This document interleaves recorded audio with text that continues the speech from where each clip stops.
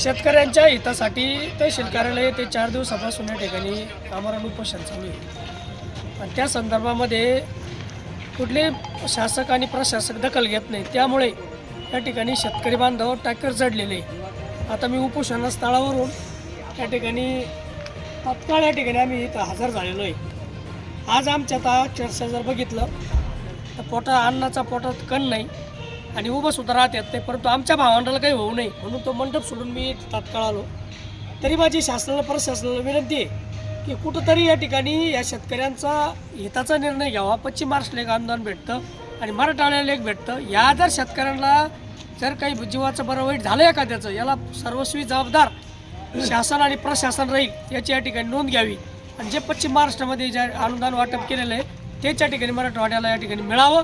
यासाठी या ठिकाणी गेल्या 4 दिवसापासून तहसील कार्यालय येते या ठिकाणी आम्ही आमरण उपोषणाला बसलेलो आहे आणि 12 दिवसापूर्वी याला निवेदन दिलेलं होतं की तात्काळ तुम्ही या ठिकाणी पश्चिम महाराष्ट्राप्रमाणे मराठवाड्याला या ठिकाणी जे जिल्हे आहेत त्यांना अनुदान वाटप करा.